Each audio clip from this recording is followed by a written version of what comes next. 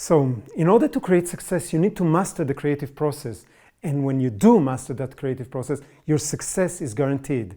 And the creative process is very much like baking an apple pie. If you want to bake a great apple pie, then get a recipe. Get a recipe for great apple pie.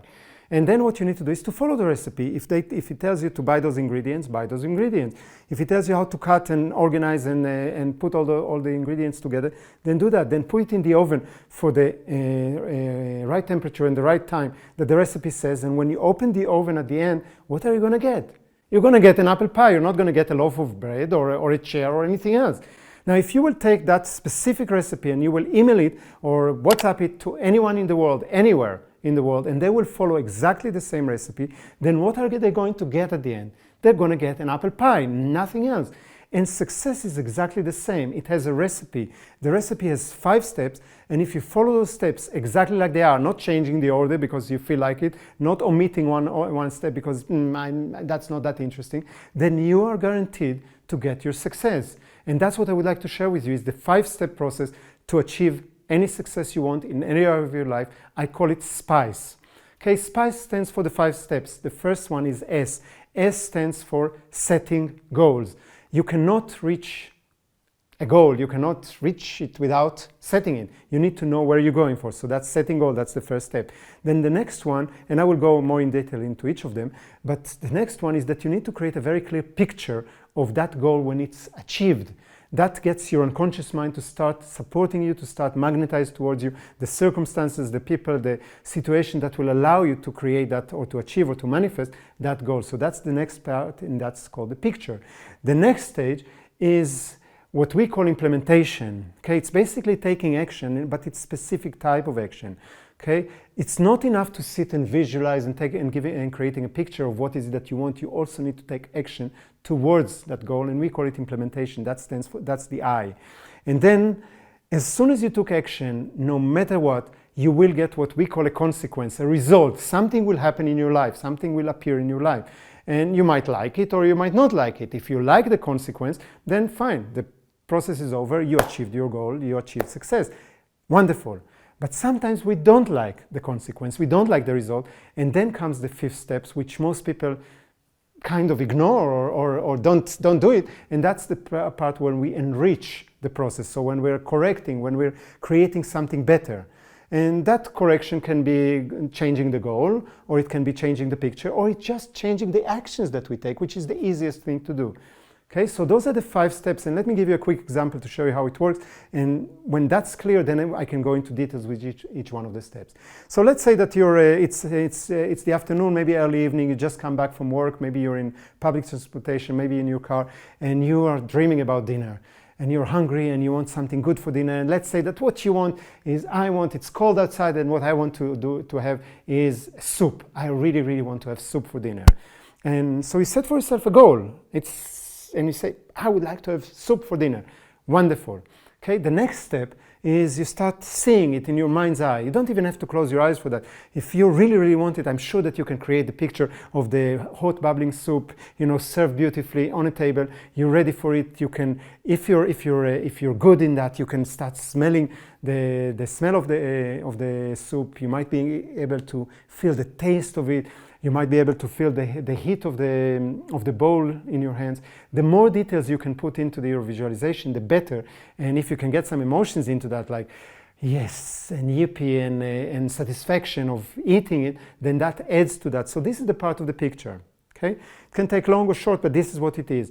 But now comes the part where most people are falling here, and that's the implementation. Then you need to do something for it. Now, you might just take the phone and call your husband, wife, boyfriend, girlfriend, whoever is at home, or mother, and tell them, hey, listen, I'm coming soon, I would like to have vegetable soup. And that's an action, and that's an action towards your goal, so that's an implementation. Now, here comes immediate consequence. Okay, the consequence can be that they tell you, hey, honey, no problem. Just come here and you're going to get the most beautiful soup ready for you. Well, then that's fantastic. Then you just have to get home and enjoy your soup. It might be that they tell you, honey, go make yourself your own soup. That's a consequence. You might not like it, but it's a consequence. But let's, for now, just take the process a little bit more in detail so you can see how it works. Let's say that there's nobody at home and you need to prepare your own soup. So, okay, implementation, I need to go to the shop and buy some vegetables. So I can do that. You buy them, you go home, you stand in the kitchen, you chop the vegetables, you follow the recipe if you need that, or in your mind, chop the vegetables, boil the water, put the vegetables in the water, and start cooking them. Now, what every good cook will do at one point or another, you're going to taste it, right? You want to see if it's good or not. So let's taste it. So you taste it and you say, this is perfect. This is exactly how you like it. What do you do then? Very simple. You serve it in the bowl. Maybe there's more people there, then you serve them. And you enjoy the soup and you celebrate. You give yourself a tap on the shoulder and you say, yes, I did it, right? So creative process is over. You achieved success. But what happens if you taste it and it's too dull. There's no taste for it. What do? Do you take the pot and just in the sink and start from the beginning? Of course not, right? So what do? You put some salt, maybe some spices, and you stir it again and you cook it for a little bit longer. And 5 minutes later, you taste it again. Now let's say that you taste it again and now it's perfect. This is exactly how you love it. Then again, you serve it, you eat it, you enjoy it, celebrate, success has been achieved. Okay, but what happens if you taste it and now it's too salty? Oh, that's way, way too salt. What do? Do you take the pot and down the sink or no? What do? Well, then, depends on what type of cook you are. Maybe you add some water, maybe you add some potatoes, but you do something in order to improve it, right? That's the enrichment. You keep on improving it. And you taste again. If it's perfect, then you serve it, eat it, celebrate it. Success is there. If it's not perfect, you keep on improving. Until when? Until when do you keep on doing it? Until the moment that you're happy with it, that you achieved success. That's the process, and I think that, it's not rocket science. You understand it. It's not that difficult, right? But let's take it to another area. Let's take it to an area that it's a little bit more difficult for us, and let's call it relationship. And let's say that you're lonely or alone and you want a relationship, so you set for yourself a goal, I'm going to have a relationship, an intimate relationship, and you're visualizing it and you see yourself with your new partner and, I don't know, running on the beach, holding hands or having a romantic dinner, whatever it is. So you do that for a while and then you start taking action. So towards that, right? So implementation. Maybe you go online dating, maybe you ask your mother to recommend you one of her friends' son or daughter, or whatever it is that you're doing, and you start dating with a new person. Maybe there's a relationship evolved and you're happy. But what happens if 3-4 months down the road, it's not working that well? So you tried a little bit, but it's not getting anywhere. What most of us are doing is we're taking the relationship and down the sink, isn't it?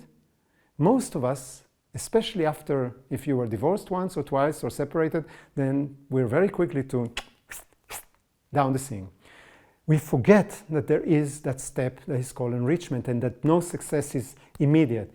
Okay, we need to work on that. We need to keep on improving, keep on enriching it until we get it the way we want it. So please remember that when we're going now into details of all those 5 stages, that at the end, the 5th stage, if you forget that, all the other 4 don't make any sense.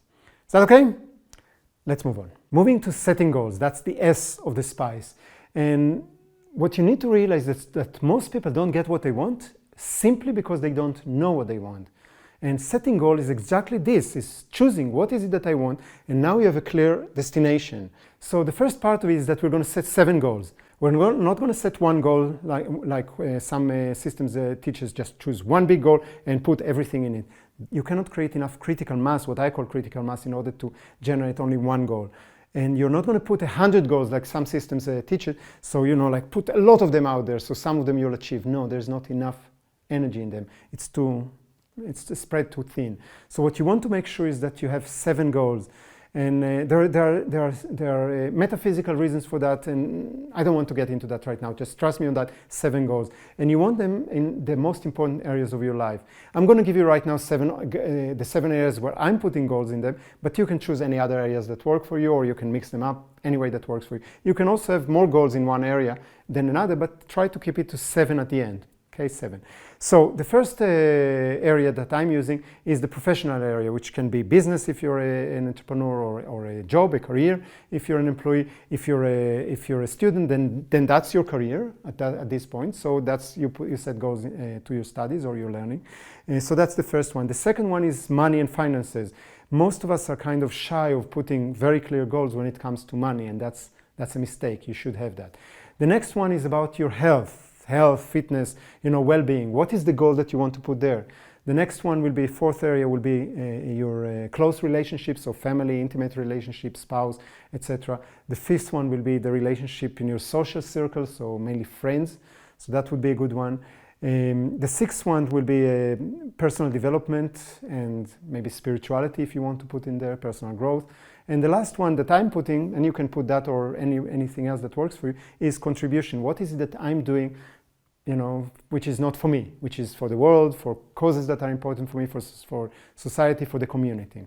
Okay, so you can choose any areas you want, but make sure that you have 7 goals in total. What you want to make sure is that your goals are very, very specific. So, for example, if I'm setting for myself a health goal, I would like to set a goal like I'm running a marathon, or I'm completing a marathon. So that's 42 kilometers or 26.2 miles, for example. Or it can be that I'm weigh a certain weight, if I want to lose weight, for example. And in any area, you want to be very, very specific. And usually what we do is we're following 4 criteria. Okay, that's important. Make sure those 4 criteria are in each and every one of your goals. So when you write your goals, it needs to include those 4 criteria. The first one, you need to include yourself in the goal. So it needs to start with the word I. I weigh this amount of kilos. I earn this amount of money per month or per year. I go on this vacation. Whatever it is, I run a marathon. Needs to include the word I. If you will not include the word I in your visualization when you're going to the next step, then you might visualize with all your senses, with all your effort, this new car, because you put a goal, new car or new sports car, and you will put all your effort, energy, and everything in that. And somebody, I promise you that, somebody is going to get a new car. Somebody is going to get a new sports car, but not necessarily you, because you didn't attach it. So I need to be there. Okay, so that's the first thing. The second thing is that you must phrase your goal in the now. This is very, very different from any other system that you learn. Probably you learned that you need to put a deadline. So I have a new relationship by Christmas. I'm going on vacation, on ski vacation in February, or I'm becoming a millionaire by the age of 32. All those are telling your unconscious mind that something is going to happen tomorrow. Your unconscious mind doesn't understand tomorrow. It just doesn't understand it. So tomorrow never comes, so it doesn't support you because there's no urgency. If it's now, what happens is that you're going to visualize yourself in the relationship or in driving the sports car or skiing down the slope right now, and that doesn't fit. And what it will do is that it will try to merge the pictures to create one picture.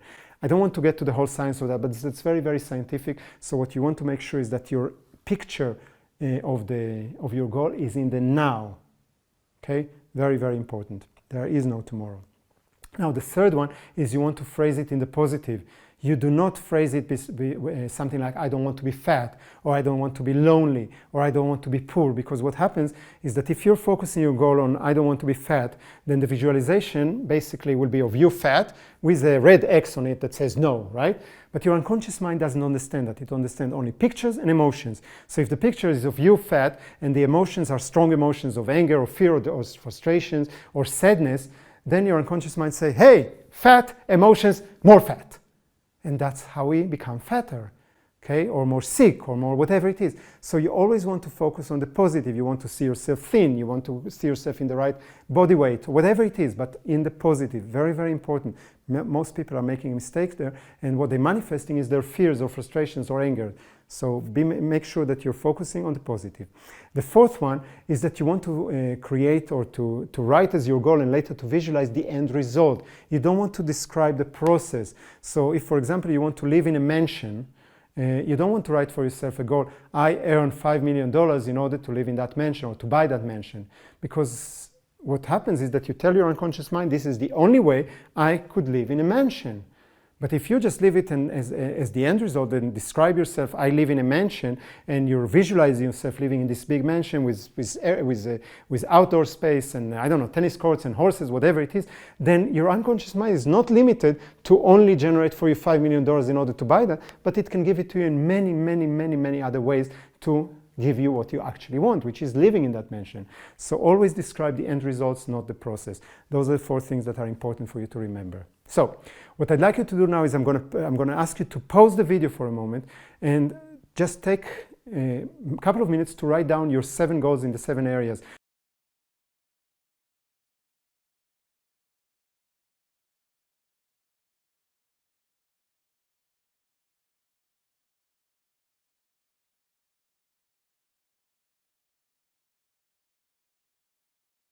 All right, So we set the goals, and now it's time to start creating the picture for the goal, for the end result, how it looks at the end. And we're going to use for that a technique that is called visualization. You might have heard about it, and that's basically just creating a picture of the end goal, the way that it's completed and achieved. And what you want to create is a picture that is as detailed as possible and as full of emotions as possible. So you want the positive emotions to be the excitement, the joy, as much as you can, and as many senses as you can include in that. And visualization today, it's quite known. It's a lot of people heard about it, and you probably even tried that maybe before. So I don't need to explain so much how it works and why it works, but what I do want is I want to prove it to you that it works, because many people heard about visualizations, but they don't really trust it. So we're going to do a little exercise that will take a couple of minutes, and when you do that and when you really allow yourself to experience it, you will have no doubts anymore that visualization works, and then it will be easier for you to start using them every day for your 7 goals. So basically what I'm going to ask you is to follow my instructions. You need to be able to move your arms a little bit, so you can, better to stand, but if you can't, you need to sit, and that's okay as long as you have some space for you to move. All right? So all you have to do is to follow my instructions. Make sure that your feet stay put. You're not moving them. What you're doing is you take your right arm in front of you, you put 1 or 2 fingers in front as a marker, and I'm going to ask you to turn clockwise and go clockwise, clockwise, clockwise as far as you can go, and you get to where you cannot move anymore without moving your legs, and just mark imaginary X on the wall or wherever it is. For me, it's the lower corner of that picture, and move back, back, back, back, back, and relax. That's all. Okay, now we're going to add the elements of visualization. So what I'm going to ask you is to close your eyes. And you have to close your eyes for visualization, otherwise it doesn't work. So I cannot see you, so you can cheat if you want, but then you're not going to get an experience that hopefully will change your life. So I'm asking you to close your eyes in a moment, and what I'm going to ask you is to do the same exercise that we did now, but this time not with your real arm, but with your imaginary arm. So I'm going to tell you to lift up your arm and move clockwise, but you're doing it just in your imagination. Don't lift your arm, okay? Close your eyes and follow my instruction. So close your eyes, and in your imagination just raise your right arm, put a finger or 2 as a marker, and turn clockwise. Go clockwise, clockwise, clockwise as far as you went to the last time. See that X that you had before, and now say to yourself, hey, I can do a little bit more. And then just move further, 1 or 2, 3 feet, half a meter to a meter. You notice it and you say, hey, I can do more. So you move further 1 to 3 feet, and you get to the new X that you did before, and now you say, I can do more. So move 1 to 3 feet more, half a meter to a meter, and mark the new place in your mind, and then bring your imaginary arm back, back, back, back, back, and relax and open your eyes. All right, so we did 2 visualizations. Each one of them took about 10-15 seconds. Let's see how it affects our results in real life. So what I'm going to ask you right now is to do the last part, and I'm going to ask you this time to stay with your eyes open and use your real arm, okay, physical arm. So together with me, just lift your right arm in front of you, put 1 or 2 fingers as a marker, and let's move clockwise all the way, as far as you can go, clockwise, clockwise, clockwise, and notice how far you can go. And when you notice, just come back, back, back, back, back, and relax. Surprise, surprise, right? So right now, you could do a lot further, right? Not only that, I'm pretty sure from experience of doing this exercise with hundreds of thousands of people, probably the second time was not just further, it was also easier to do. But comes the question, why? How come? I mean, your body didn't change in this minute or 2 that you did the visualizations. You didn't become more flexible suddenly. You didn't, become more fit. So what changed? And the only things that changed is that right now you had a picture. Before that, the first time that I asked you to do, then you allowed your body to tell you what it can do. So you went with your body said, that's it, that's how it can go, and that was what you achieved. The second time, you had a picture which you didn't have at the beginning. Now you had a picture where you want to go, and your body just followed. Now this is interesting because your body is physical. It's not some theory or something emotional or mental. This is physical. And if your physical body could go a lot further than it could go before, just because you set up a picture to tell him where to go, then imagine what can happen when you're setting goals and visualize them for your health, for your relationship, for your financial situation. And not only do that for 5 or 10 seconds twice, but you do them every day for a minute or 2 or 3, then just imagine what will happen after a few weeks when you keep on burning that picture in your mind and let the physical world follow you. This is the power of visualization, and it works with every single goal you can imagine, as long as you visualize on a daily basis. I like to visualize twice a day, so 5 minutes in the morning, 5 minutes in the evening. just 5 minutes for all the 7 goals, so it doesn't have to be too long, but you want to see them with as many details as possible and as much emotion, the excitement and the joy and the satisfaction of achieving them. And you will see that you will be able to achieve goals that you thought that are either impossible or very difficult. You'll be able to achieve them faster and easier than you ever could imagine. So that's this part, and we need to move to the next part. So we set goals, that's the S, then we create a picture, that's the P. Now we're moving to the I, and that's implementation. And in principle, what you need to know is that as soon as you start visualizing, ideas will come in your mind and you say, I need to do this and I need to do this in order to create the goal. And that's fantastic. Now those are inspired actions. So those are not just something that your mind just gave you, but those are inspired actions that comes from something which is bigger than our conscious mind. Doesn't matter really from where. The point is that we call action everything. I mean, this is an action, right? If I do this, is an action. If I jump up and down right now, that will be an action. If I will keep on talking to the camera for an hour, that will be an action. But is it getting me closer to my goal? If not, then that's not implementation. That's why I use the word implementation, and I suggest you understand it. Implementation is an action towards your goal. So if right now your goal is to create a relationship, then jumping up and down the whole day, although it's an action, it's not an implementation. Going and open an account in an online dating site, that can be an implementation. It's in the direction of your goal. Does that make sense? So what is important is that you start taking actions. It can be small or big. The way I like to do implementation is every day to take at least one small action towards any one of my goals. Okay, this is something I learned in order to create momentum. A small action can be just do a little research on Google. A small action can be just taking 10 minutes to think about the next steps. It can be a much bigger action than that, of course. But the idea is that every day to take another implementation in the direction of your goals.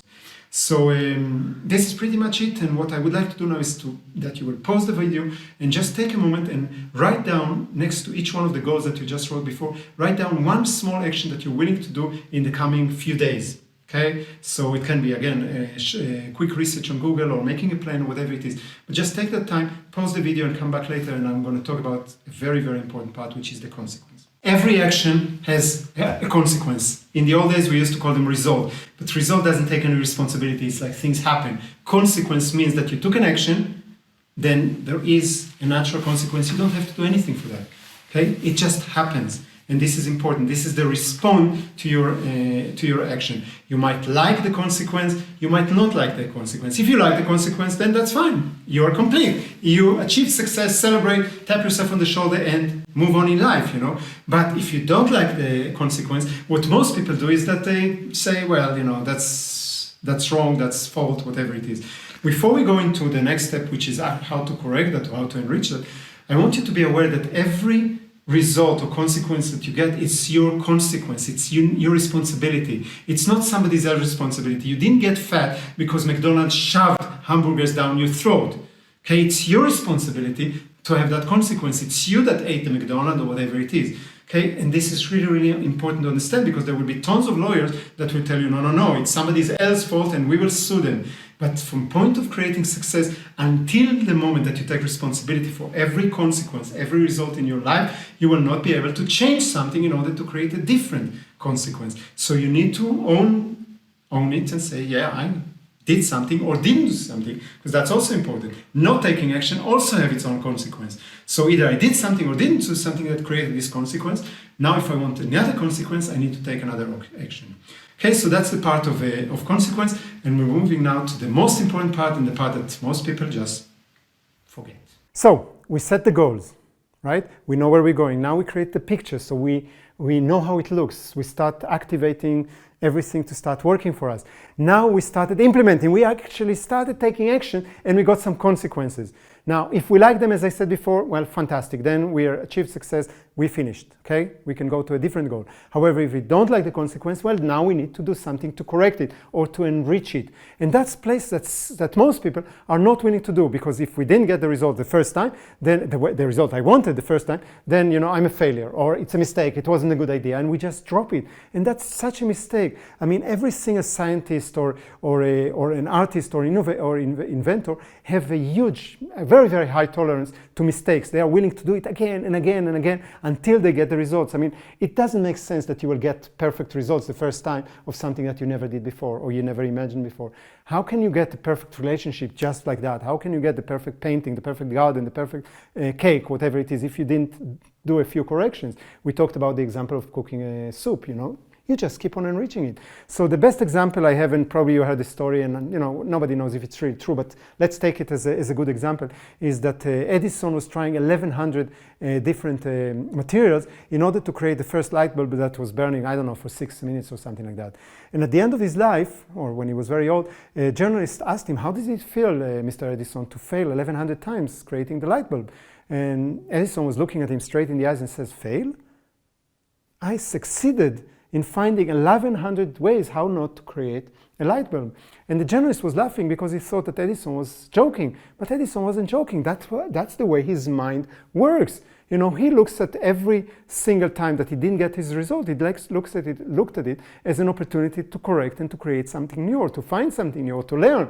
And that's, if we can adopt that mindset, then nothing is going to stop you. When you set the goal, you create a very clear picture of that. You take the actions, and when the consequence comes and you don't like it, you keep on changing. You keep on improving either the goal or the picture or the action, which is the easiest thing to do. You keep on doing that. You keep on doing it until when? Until the result is exactly like you want it. Any area of your life, you will be successful. That's a promise. Now it's time for you to do that. And what I would like you to do is to let me know right now, here in the comment box below, write down the 7 goals that you're committed to.